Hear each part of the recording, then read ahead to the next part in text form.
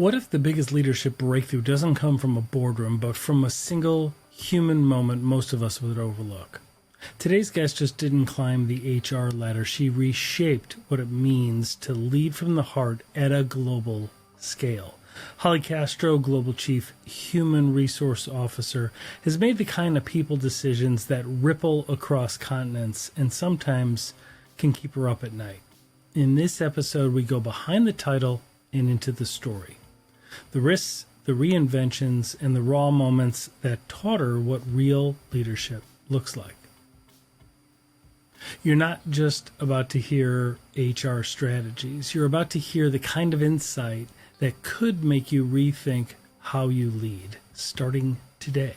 This is the conversation every executive needs and every future leader deserves to hear. And now, the show. Catch us on YouTube, follow us on LinkedIn, and dive deeper at cybercrimejunkies.com. Don't just watch, be the type of person that fights back. This is Cybercrime Junkies, and now the show.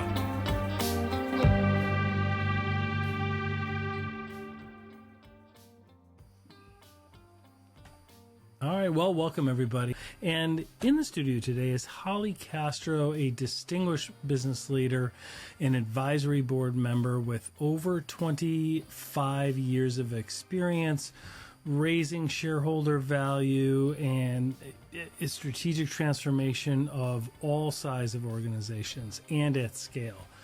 She serves as compensation committee chair and independent director for Group Dynamic, and she's held 5 CHRO roles across Fortune 500 and IPO organizations. Welcome to the studio. Thank you, David. Glad to be here. Well, so let's start from the beginning. And, I know that when you were younger, you always wanted to be in the CHR role. Ever since a young girl, this is what you dreamed of. And obviously that's satire because nobody really knows what they're going to do when they're younger. And walk us through kind of your upbringing and kind of how that kind of shaped your approach to.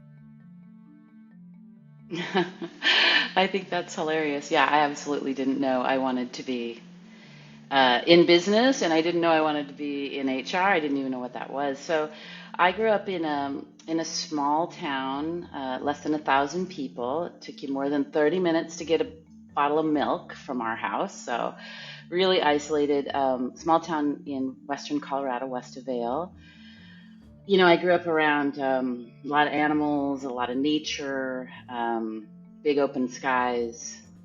My upbringing, our home wasn't fancy. It was like, I think a lot of people in rural settings, full of love and structure and clarity.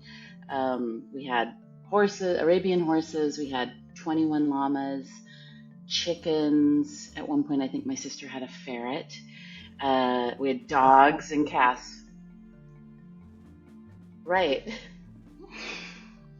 Yes. And my parents were doing this incredible experiment when I was in middle and high school about, raising organic foods. So we had like 2 acres of organic asparagus that had to be hand-picked and sweet corn, and that's a lot. Yeah, it was a lot. Did you grow up in agriculture, or was it more like gentleman farming where they kind of grew up, kind of ran a business and then sought a more peaceful life, a lot more work, but Yeah, they were entrepreneurs, so they did a lot of different things as I was growing up and as they grew up as a couple. I think they always had a lot of respect for things that you created or grew yourself, and so when I think I was in 6th grade, they made this decision to buy this couple 100-acre farm ranch and sort of do that lifestyle. So that was my middle and high school years, and they did experiments like, what would it be like to not have a TV?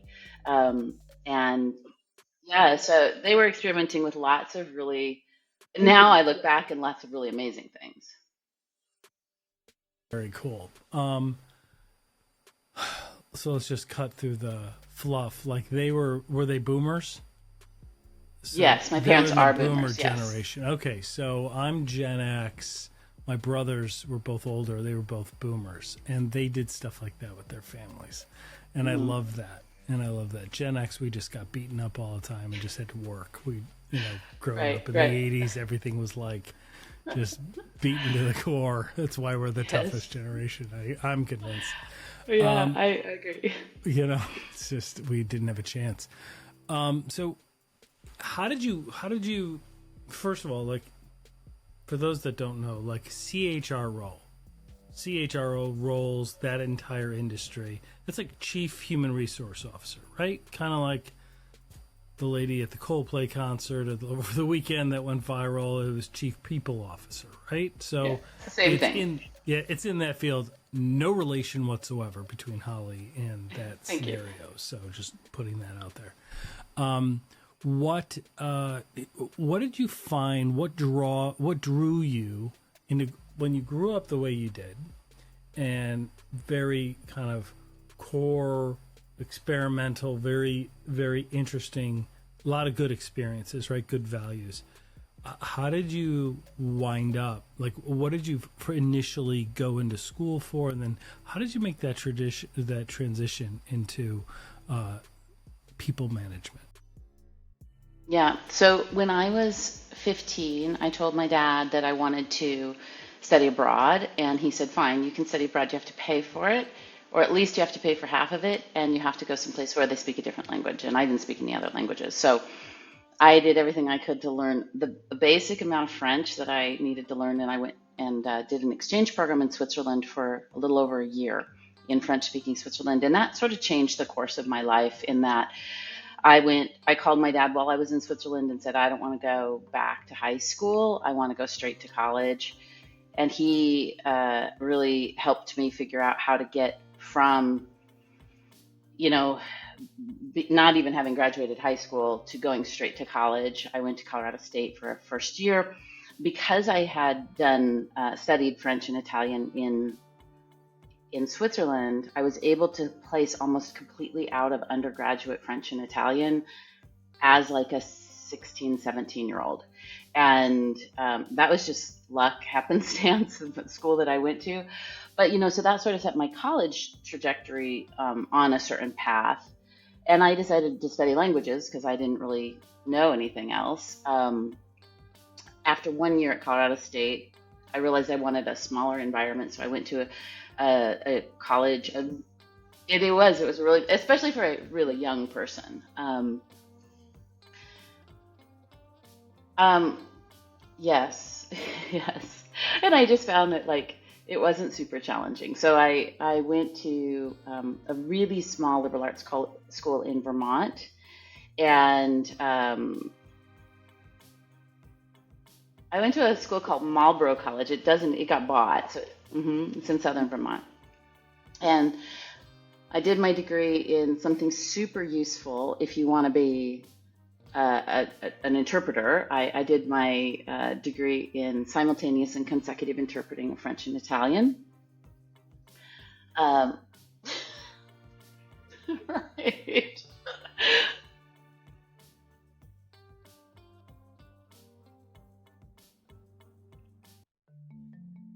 hmm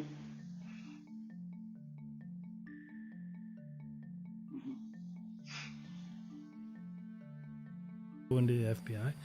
You can go into translating a lot of the social service agencies, right, in the court system, things like that. You can teach. I mean, there's other fields I'm sure that I'm missing. But where did you see yourself going at the time you narrowed down your niche of what? I thought I would work at the UN as an interpreter or doing something with my languages. It's funny you said the FBI. When I was doing my MBA, I was heavily recruited by the CIA, and decided at the end that sort of lifestyle probably wasn't a good match for me, from my values and just how tight I am with my family. And yeah, so it wasn't for me, but But once I graduated, I actually went to work in Italy as an interpreter and a translator, and I realized I really liked being in the conversation, not being the flow through of the conversation. And so right. Right. Or I wanted to ask questions.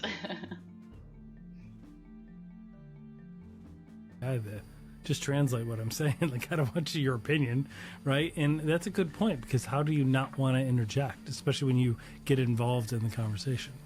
Yeah. So I realized at that point, like I had this skill. I definitely have a skill around languages. I speak five now, but I mean, some people. Oh, I speak English, as well as Americans speak English. I speak French, Italian, Portuguese, and Spanish. Yeah. So, but like I think it took me a long because I was so young when I graduated college because I went to college early, and then I finished college early. I didn't know what I wanted to do. I had no idea. So I started in sales and marketing, first in Europe, and then I came back and did about a year at IBM. I was hoping to get in their international rotation program, but that didn't happen. And so following on the footsteps of my father, who was definitely an entrepreneur his whole career, I went back to school and got my Series 6 and Series 7 license to sell stocks, bonds, and mutual funds. And funny enough, I ended up working on 100% commission in New York City, selling basically small business health plans and small business benefit plans. So there was a little tie to HR even back then. Mission only in New York City, selling like insurance and benefit plans and 401k Yes. plans and things Yes. like that. Yes. Yeah, I can't imagine something more boring. That's cool. Like that. More boring and more I don't scary. know Like that if I didn't sell, I didn't eat.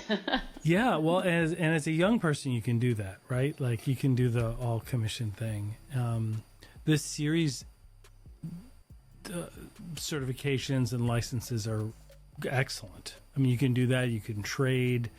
There's a lot there. So how was that experience? Or let me ask you this: what lessons did you learn in that experience that kind of shaped you, or that helped you understand what's needed for strong leadership?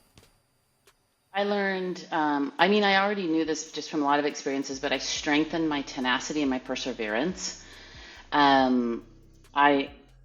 Like just really, like, you don't want to go do it today, you need to go do it today. I learned that I really work well under stress, but there's a certain lever around, like some degree of comfort is required for me to be my best self. Like having a small salary would have been really great. And so like I kind of was feeling that out. I learned that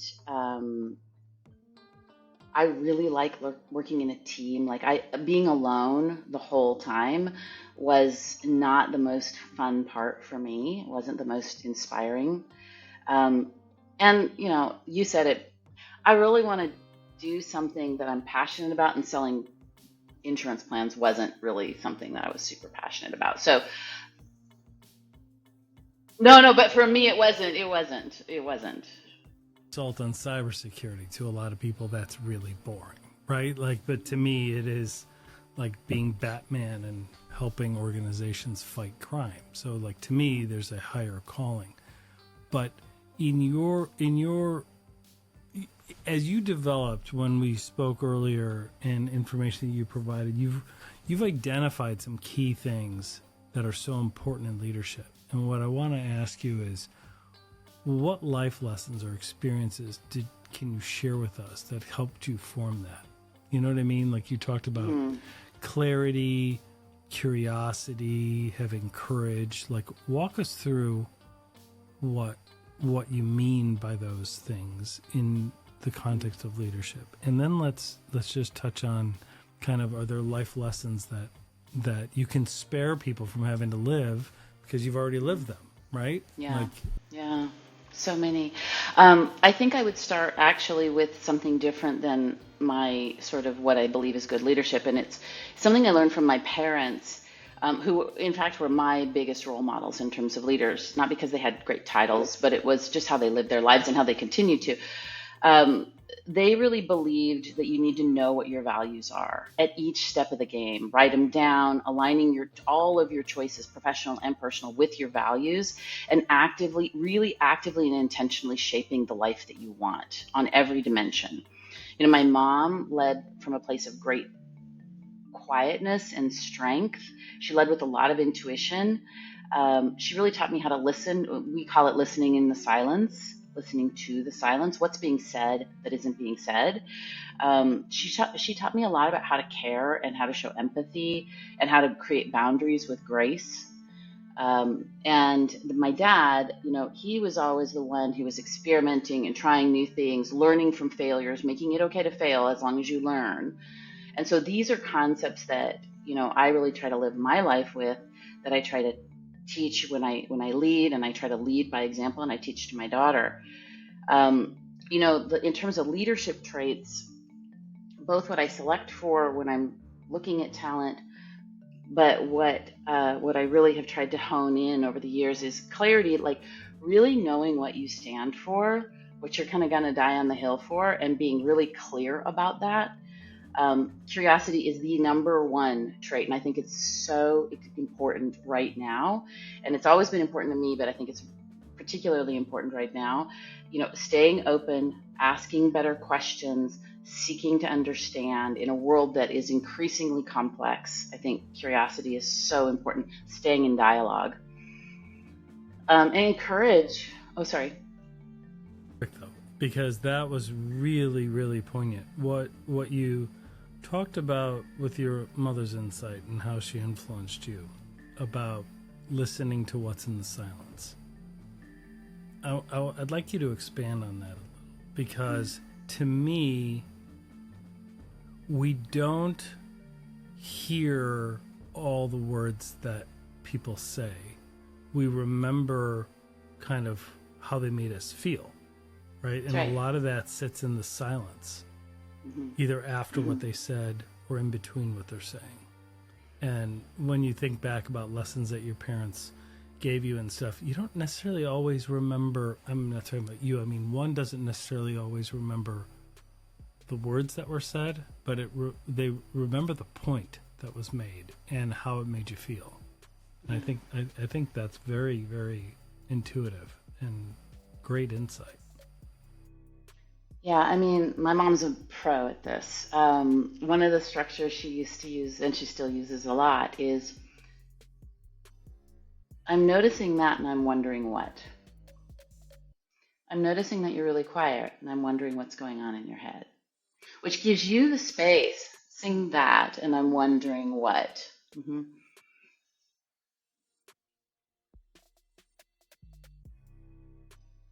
Mm-hmm. What? Not why, what? Because if you go to why, there's a judgment in the question. So, oh, why? Yes, the why, the variable. Yes, yes, yes. So it's just a little structure she uses to get a lot of times at what's in the silence. And it can be, I'm noticing that your shoulders are raised and that your body looks really tense, and I'm wondering what's going on, or I'm wondering what you're thinking.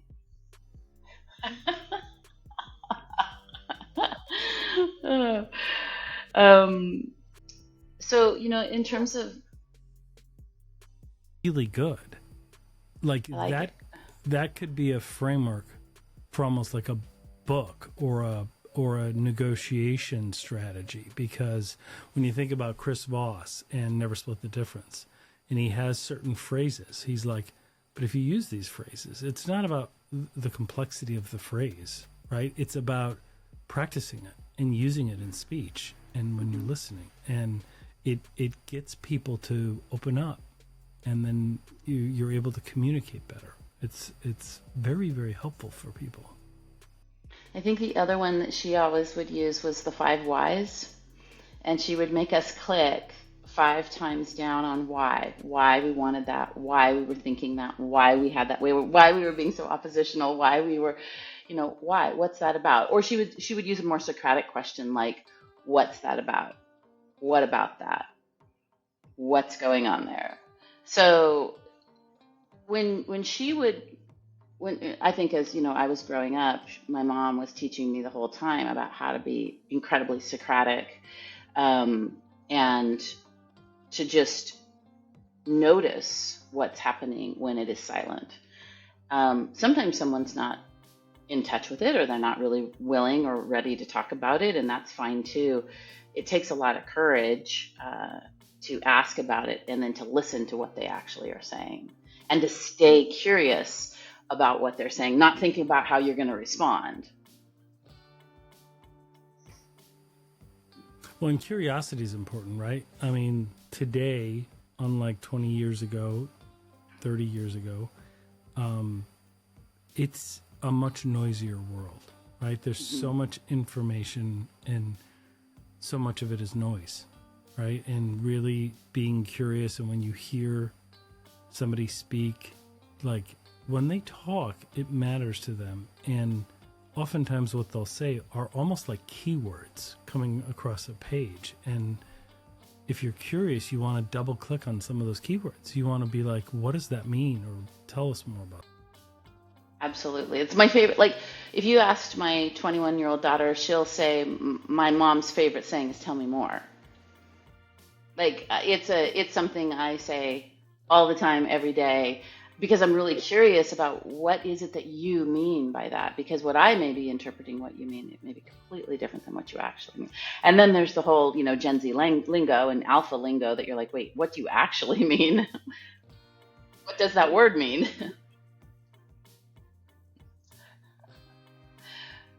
It eats. I have a range of kids in ages, and sometimes they talk and I'm like, oh my God, I am my parent, and I am my dad, and I am like hearing words that I don't understand, and I have to have them explain this in English. Low key, Mom, that eats. Yes, exactly. What? That is skibbity, man. And you're just like, I'm trying not to cringe visibly in front of them, but I just want to know more so that I can understand. Because if I don't understand, I don't know whether to say yes, no, whether to let them do it, not let them do it, whether to join them. I have no idea what they're even talking about. That's great. So there's a balance though with empathy, right? So here's what when I talk to leaders, and I find leaders in the people industry very unique, because of all the things to managing the process of hiring and firing and developing people is tough, because we're like herds of cats. Like, it's very unpredictable. And yet you want to build a model, and you need people to get stuff done, but you want to build a positive culture. So we can't beat people down, because then they leave and it doesn't work, right? So how do you balance that empathy with effectiveness? I think it depends on how you interpret the word empathy. And I've worked at a company that interpreted empathy in a really different way than I did. And so empathy no, it's not. In fact, one of the things I say a lot is clarity is kindness. And when you're clear, the clearer you are, the kinder you're being. And that goes for sort of any sort of dimension. So if you're talking about somebody is not performing in your culture, if you're not letting them know, you're actually not being highly empathetic, and you're not being kind. How you deliver it is important. But I do think that empathy is seeking to understand, being really clear about what it means to be in your company, and making it okay if people don't want to do those things, if they don't want to be that person, if they don't want to show up that way. I mean, I worked at a company where we really truly did have a 55 to 60 hour a week work culture. And at one point I said, hey, I think we should just be really clear with candidates about this, because what we're noticing, the data shows, we're losing people because they really want to work 40 hours a week and they think they're coming to this company to work 40 hours a week. And then we're finding that they're not succeeding. And I think yeah, yeah, yeah, right. And it was a big debate about do we really want to say that? And I'm like, I think we really should. And that took a lot of courage for me to say I disagree with you all.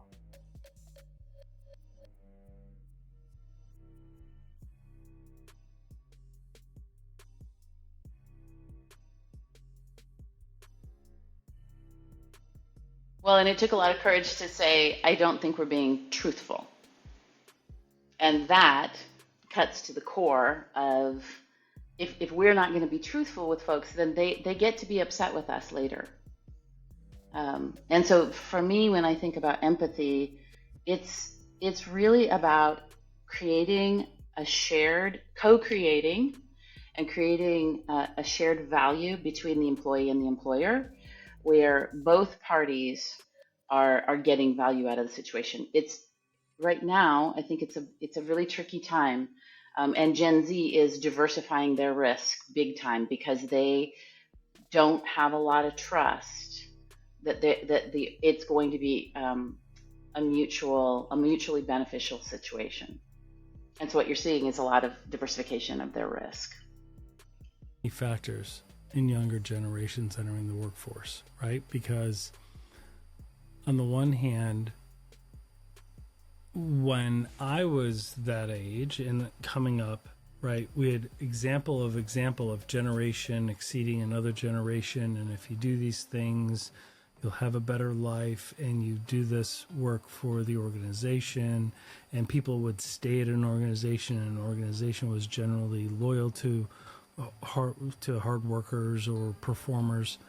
And then management styles happened, shareholder supremacy happened, and people started managing by spreadsheets, and they started to say, yes, you can give your life to an organization, but randomly, if we need to cut costs, we're not going to do what they used to do.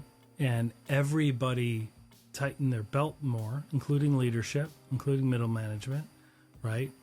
You could just randomly your entire division could just be eliminated simply because we made that decision on a spreadsheet or in a platform, right? Yep.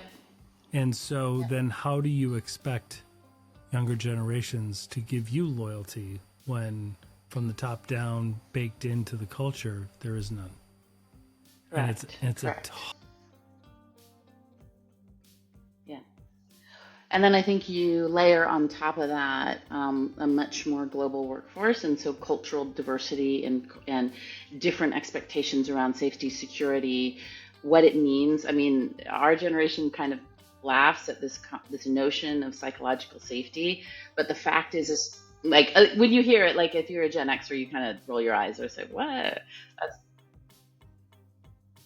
But here's the interesting thing, and right. I said at a conference the other day, yeah, nobody cared about my psychological safety when I was 21 and the only female in the room. But the truth is, what I love about this generation is that they've opened the door to having a more honest conversation about this. And human beings do want to feel safe. We may use a different set of words to describe it, but humans want to feel safe. And so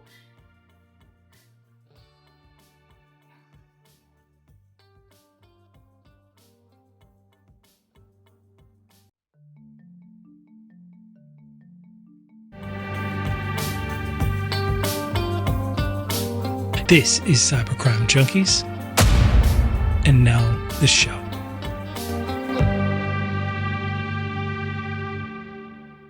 Where you may have found your work home for the next 25 years, or even if it's not, if you give us 3 to 5 good years of your life, right, you could still have these building blocks that then you can take and pursue future. Like you could still get really good experience and have some great lessons and great skills that then you become extremely marketable and extremely in demand.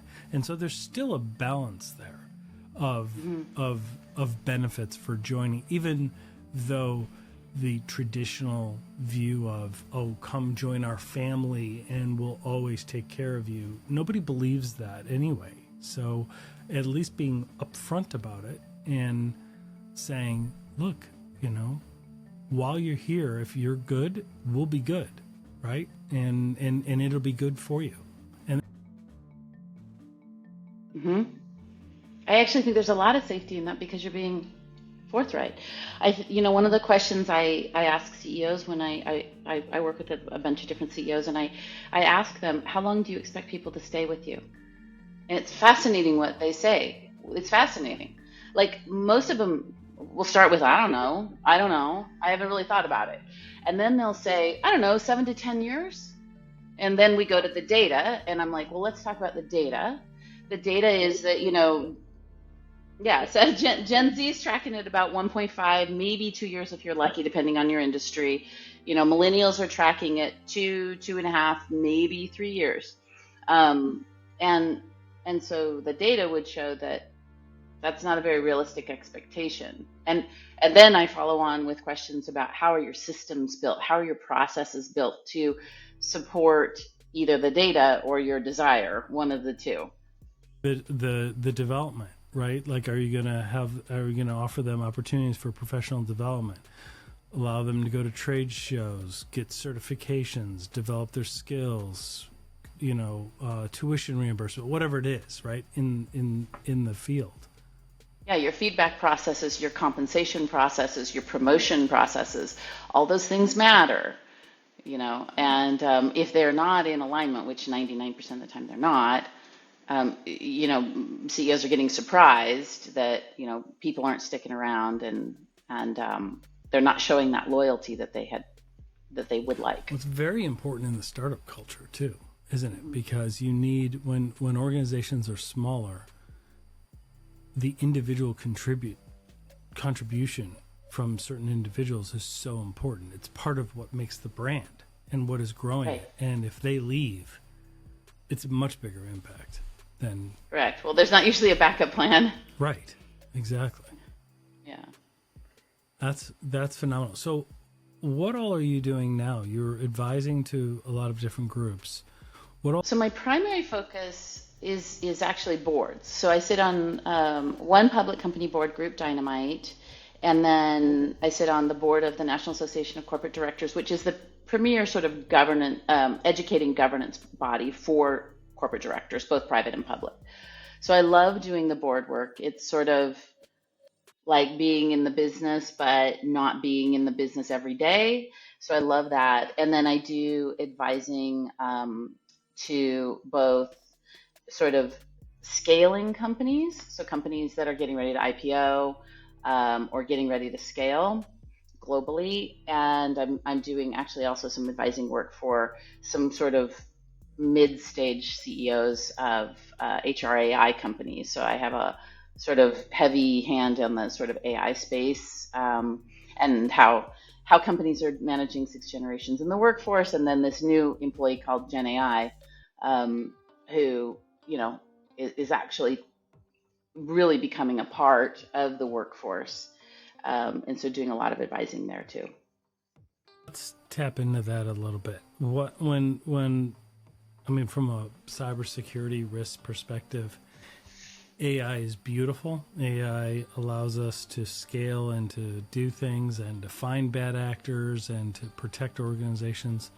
In the same sense, AI has really impacted social engineering and the ability to damage organizations, right? And how are you seeing, when you say Gen AI and how it's becoming so important, how are you seeing a lot of organizations address it, roll it out? It seems like they're just scratching the surface, or they're burying their heads in the sand, and then you have shadow AI where everybody's using things differently, and that's a nightmare from a control perspective, from a security perspective. Yeah, so I speak to board directors a lot about this, and I would say we're at the very, very, very beginning, but it's moving faster than the internet moved. So I was in the Bay Area in Silicon Valley when the internet was kind of coming online, when smartphones were coming online. I worked at Cisco at that time, which was sort of a thought leader in this space, the Internet of all things. So this is moving faster. It's learning faster. I believe it will have a bigger impact than the internet did over time. And so board directors, I think, are coming to understand that this is actually here to stay. It's not a fad. This is going to be something that's here. And that took a minute for them to understand that. And I talk about board directors only from the perspective that if you think about the CEO as the person leading the company, the board is leading the CEO. So those interactions or those relationships are really important. Because no biological human, as bright or brilliant as they may be, or well educated or well experienced, they don't know everything. They don't have but to have a team to get guidance from, or to say, here's our initiative, but to have questions that others haven't thought of, right? Because they're in their bubble, is very useful. I find some of the best decisions are that. I think there's still a strong role and need for executive leadership and speed and agility, right? Because you can't manage by committee. That's ineffective, generally speaking. But having the guidance and the counsel from it is a good mix, in my opinion. I don't know.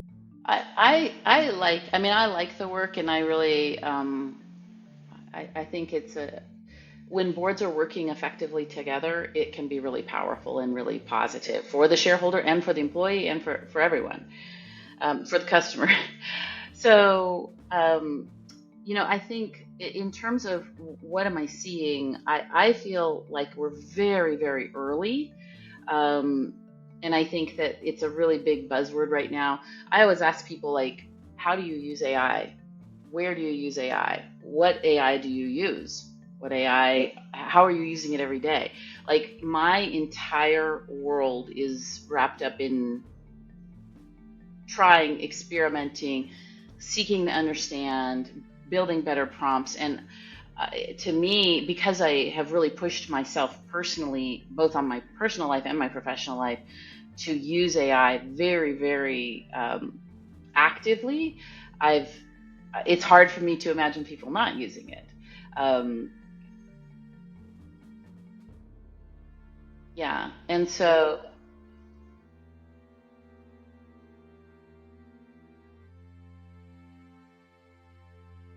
yeah.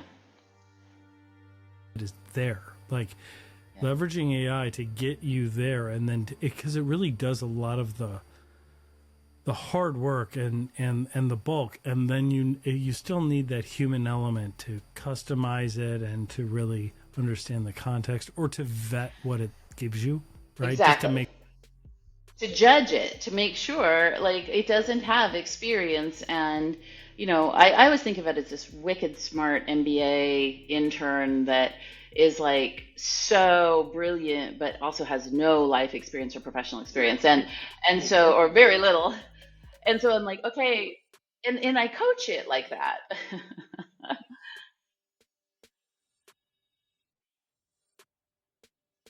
Yeah,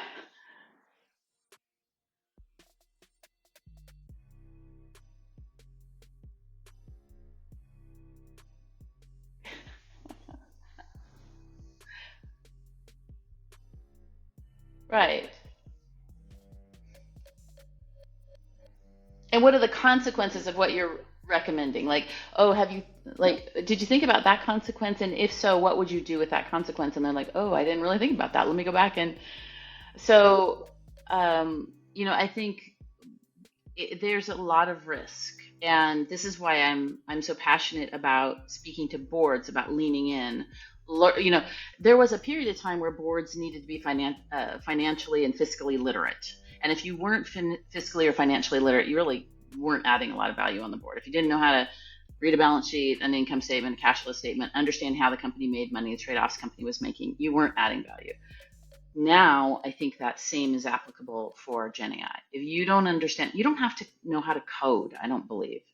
Maybe you disagree with that, but whatsoever to understand it. I mean, it's my view on cybersecurity and risk in general with the use of technology is not, don't get lost in the gigabit, in the tech talk, and all the nuances of the features and the benefits of what it can do. It's about what impact is it having? What risk is it having? How do we quantify it? And then leadership can decide whether they want to accept that as part of their risk appetite or not. But half the time, they're not doing any of that, and they're flying blind, and they're accepting risks they don't know, and they're, getting sold, or they have a false sense of overconfidence in their security position or posture, and risk just seems way out of line with when I speak to a leader, and then later on after working with them for a year, they're like, wow, we had no idea what we were even doing then in terms of risk. It's like, well, that's the point of this all, right? Is really just to know. And different organizations have different risk appetites, and it's great. There's no judgment there. It's just about, let's help them understand what the risk actually is, because half the time they don't know. I think the other thing that Gen AI it has the opportunity to do is help accelerate innovation in a way that is like, I don't even think we understand it yet. And so it's not just about efficiency in an organization, but it's also about how do we accelerate what we are dreaming about as an organization, what our strategy is set on, and how do we ask better questions about how to create that innovation. And so, like, that's the concept that I'm talking to a lot of board members around. And I think, there's this additional nuance and complexity around the intersection of managing 6 generations in the workforce. You're now, our alphas are entering now. So I'm getting ready to do a talk at an annual conference, and one of the panelists, their oldest are 15. The oldest alpha is 15 right now. So like in many states in the US, they can work, right? They can work a retail job. So they're entering, and they're going to be the generation that didn't know that Gen AI it wasn't always here. They're going to grow up with it, and it was always here in there. It will always have been here in their minds. And so their expectations are different, their speed for information, how they critically think about problems. I think that if you take that alpha worker and you think all the way through to your boomer worker or your traditionalist worker, that's a lot of, yes, they're all humans and there's a lot of similarities, but there's also a lot of really specific nuances that I think boards and management teams are going to need to really kind of think about and be intentional about if they want to create great cultures. And culture, in my mind, is your infrastructure. It'll either help you scale or it will actively work against you and undermine you. So. And isn't that where your core tenet of curiosity comes into play? Because I've worked, my last organization was quite large, and we worked with multiple generations on teams. And to me, it didn't matter what generation any team member was at all. Mm-hmm. To me, I found some were curious and some weren't, right? The belief that, well, Gen X or boomers, they're not, they're just old and they're not really like curious. I'm like, that's just patently false. Like, at least in my life experience, it depends on the individual. And that's where hiring and asking the right questions of the people or developing the right people is really key. Because when you get somebody that is naturally curious, the chronological age doesn't matter, because I know a lot of Millennial and Gen Z that aren't very curious and not, you know 100%. What I mean? And then you're like, wow, I thought you were going to be a whiz at this. I thought you were going to be interested in this, right? And they're not. And you're just like, wow, right? Let's get the boomer on this team because they're curious, right? Like, and it's weird because you wouldn't think that would be the natural flow of it, but you never know. Yeah, I think just having really core tenets around what is important to your value set as a company and then hiring around that. But I think where I would lean in a little bit is understanding that there might be some nuances with how you communicate with somebody who's 15 versus somebody who's 70. I have a funny example. I was standing like sort of in a cubicle area at one of the companies I was working at, and somebody who is I think a Gen Xer said to somebody who is a Gen Z, "Hey, could you make a Xerox of that for me?" And the Gen Z said, "Sure." And then the person walked away, and I looked at the Gen Z and I said, "Do you know what she just asked you to do?" And he goes, "I have no idea. I was just gonna go like look it up." And I was like, "Okay, like let me tell you what a Xerox is." So it's just a communication thing. She just wanted a photocopy. Funny, too. That is so fun. I came from Konica Minolta in the Xerox days and knew all those people. And like, their entire identity was that, right? And then all of a sudden, the younger generation doesn't even know what it is. They're like, What doesn't know what it is, and then when I said she wants a photocopy, he goes, "Why would we make a photocopy? Why don't we just put it on the cloud?" Great question. Yeah, right. Great question. Right. So that's just a silly example of maybe just communication nuances and just being mindful of those. what about with all the information overload? How are organizations tackling burnout? And and I don't want to. It's not necessarily mental health. It is to some degree, but mental health it covers a vast array. But what's your take on that? What are you seeing? What's your observation? Well, I think that humans just went through the last 10 years have been really challenging, from the pandemic to post-pandemic to lots of geopolitical stressors to the conversation about mental health issues being opened up. And whether they were always there, I'm not sure if they were always there and we weren't actually willing to talk about them in companies, or if they're just there now. And then you've got depending on where you live in the world, you've got lots of stressors around political strife. And so I think this has a dramatic effect on people's mental health. And the last company I worked for was European. We had a huge population in Amsterdam, and there's a lot more employee protections in Europe than there are in most states in the U.S. And people aren't shy about, like, if they're not feeling psychologically safe or they're not feeling mentally well, they will go seek help. And I think employers that don't understand that and feel like they can just kind of strong arm folks they're gonna lose in this equation. So correct. Or the talent that just goes home and you still have to hold a position for due to local laws, and so there's an expense to that as well. So I think having frequent pulses, this concept of annual surveys or whatever, I'm not a big fan personally. I think in this day and age, you need to be frequently checking in, not too frequently, because on any given day, any human can feel good or bad. But if you can start to get relatively frequent trends about how your employees are feeling, how they feel has a direct correlation to what they produce. And I think the most important thing in this whole equation is trust. I say transformation happens at the speed of trust.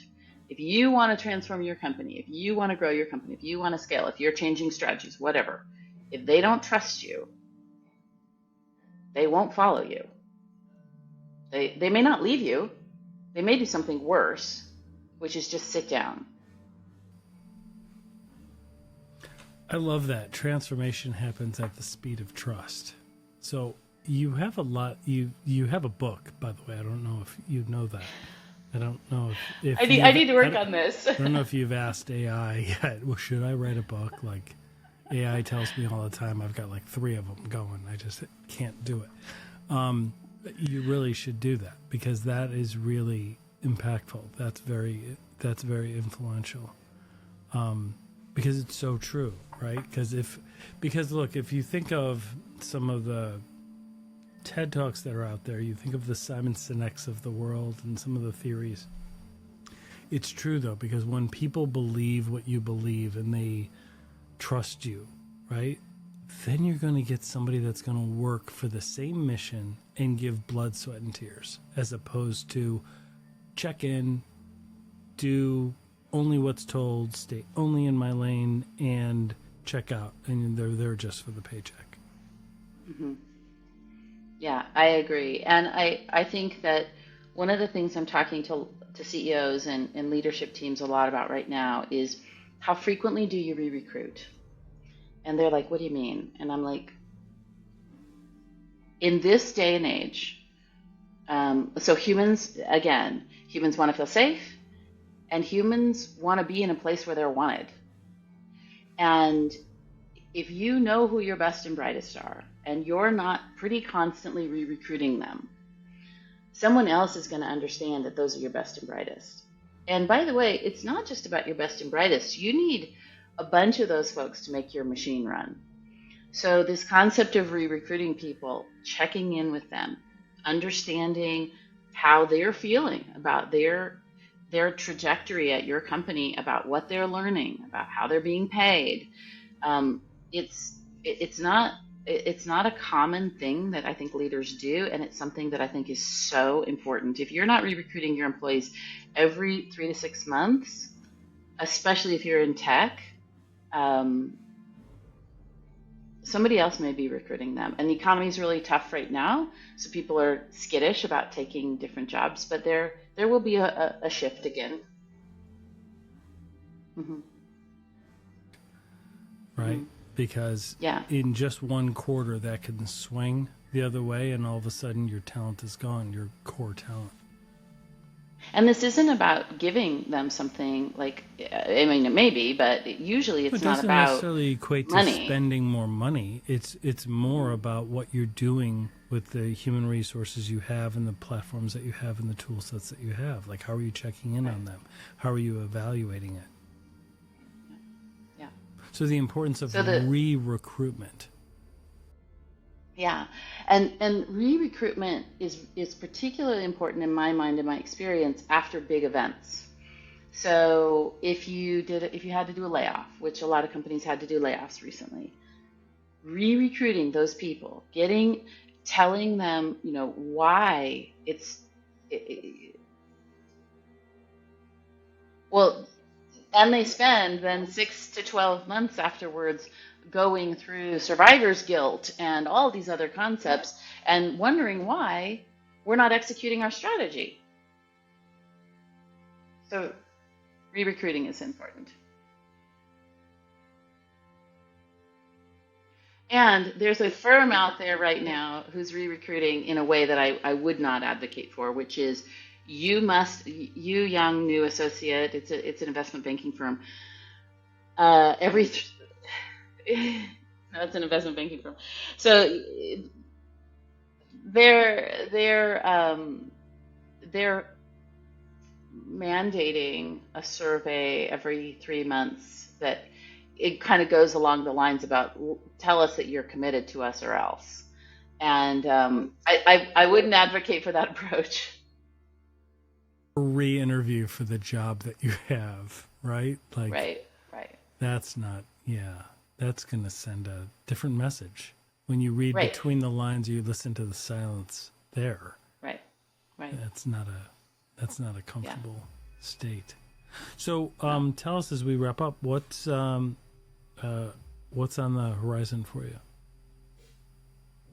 Well, I'm loving doing this board work, and I'll continue to ad boards to my portfolio. So I'm loving doing that. I'm loving doing the advising work. I do quite a bit of pro bono work, probably more than I should for my portfolio, and I'm just, but it's good work, and so I'm happy to do that, and I just want to continue to add value where I spend my energy, and work with people that are excited and passionate and on fire, and doing good things in the world. And so those are the kinds of organizations that I seek out, the kinds of individuals that I seek out. I'm still doing a lot of speaking on six generations in the workforce and Gen AI, and how to think about that as part of your business strategy. So that's what's on the horizon for me.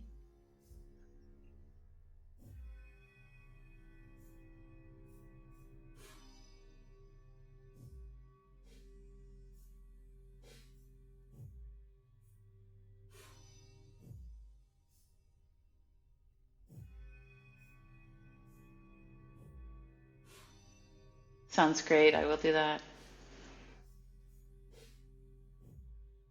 Okay.